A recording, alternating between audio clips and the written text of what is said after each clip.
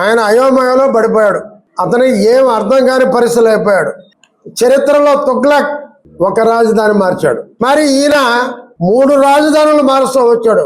ఈయన ఏం తుగ్లక్ అనాలో, ఏం పిచ్చి తుగ్లక్ అనాలో నాకు అర్థం కావట్లేదు రేవంత్ రెడ్డి గారిని. మరి ఈరోజు 2029 ఎన్నికలకి మేము మావికన్ మీద ఎన్నికలకు వెళ్తాం, మీరు అమరావతి మీద రండి.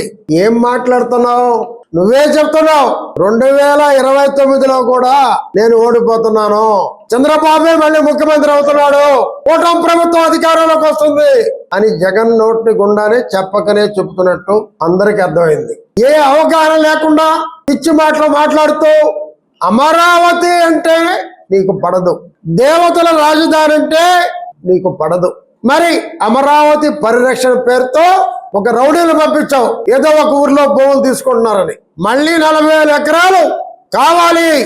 ఈ రాష్ట్రం భారతదేశంలో కల్లా ఒక పెద్ద రాజధాని కావాలి అని రాజనీతిజ్ఞుడైన చంద్రబాబు నాయుడు గారు చేసే ప్రయత్నంలో మరో 40 ఎకరాలు అక్వైర్ చేయాలని చెప్పి మంత్రివర్గ నిర్మాణం తీసుకుంటే ఏదో ఒక ఊర్లో 4 ఇవ్వలేదని వాళ్ళకి సపోర్ట్ గా అమరావతి పరిరక్షణ పేరుతో ఏమండి అయోమయం జగన్నాథం, అయ్యా అయోమయం జగన్నాథం, అమరావతి పరిరక్షణ ఎక్కడి నుంచి వచ్చింది నీకు పేరు?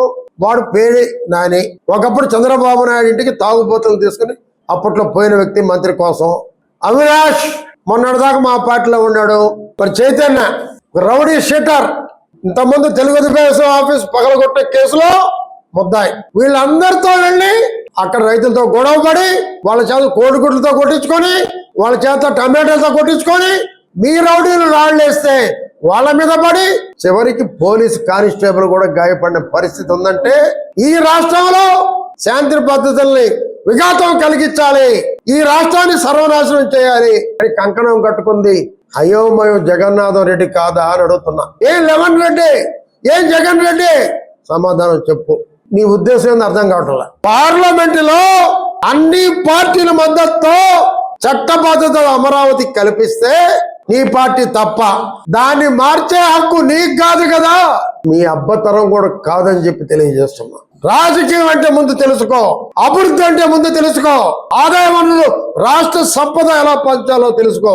చేత కాకుండా చంద్రబాబు నాయుడు గారు చేస్తున్నారు, అడిగి తెలుసుకో. రాజకీయాల్లో విశిష్ట జ్ఞానం ఇప్పుడు కోల్బాబాక రేవంత్ రెడ్డి. ఈ రాష్ట్రంలో రూల్ ఆఫ్ ఫియర్ పరిపాలన జరుగుతుంది. అదే జరుగుంటే ఈ రాష్ట్రంలో నువ్వు తిరగలవా? జగన్ నాటకం రెడ్డి, ఆ పేటెంట్ హక్కు నీకే.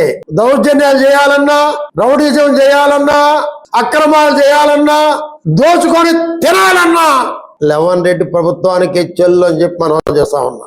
మాది స్వచ్ఛమైన పరిపాలన, అంబేద్కర్ రాజ్యాంగం పరిపాలన. నీలాగా రాజారెడ్డి రాజ్యాంగం కాదు మా పార్టీ. గన్లతో నీ రాజ్యం వచ్చింది. మావి గన్, జగన్ గన్లు. నువ్వు అందుకనే మావిగన్ ఎన్నుకున్నాను. గన్ నీ బతుకే గన్ల బతుకు. మీరా మమ్మల్ని అనేది 2029లో అంట ఆయన మావిగంతో ఎన్నికలకు వస్తాడు. సిగ్గులేదా నీకు?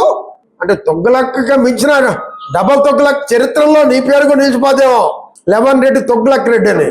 అమరావతిని రద్దు చేయిస్తే ఫ్యాక్టరీలు ఆగిపోతాయని భయపెడుతున్నటువంటి భయంకరుడు నువ్వు. దేవుడు అనేవాడు ఉన్నాడు అంటుంటావు, ఆ దేవుడే నిన్ను ఈ రాష్ట్రంలో లేకుండా తరిమి తరిమి కొడతాడని చెప్పి తెలియజేస్తున్నా.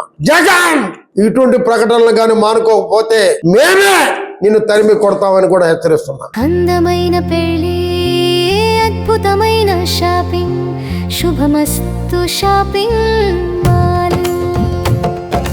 సంబరాల పెళ్లి, సంతోషమైన షాపింగ్, శుభమస్తు షాపింగ్ మాల్. ఇంట్లో పెళ్లి అంటే ఆనందం, సంబరం, ఇంకా చాలా షాపింగ్. వధువు పట్టు చీరల నుండి వరుడు శర్వాణీల వరకు, అమ్మా నాన్నల డ్రెస్సుల నుండి పిల్లల ఫ్యాషన్ వరకు, పెళ్లికి కావలసిన ప్రతి ఒక్కరి డ్రెస్సులు ఒకే చోట మన శుభమస్తు షాపింగ్ మాల్ లో. ట్రెడిషనల్ అండ్ మోడర్న్ కలెక్షన్స్, ఇలా మొత్తం ఫ్యామిలీ కోసం. శుభమస్తు shopping mall, BRC centre, Nellore.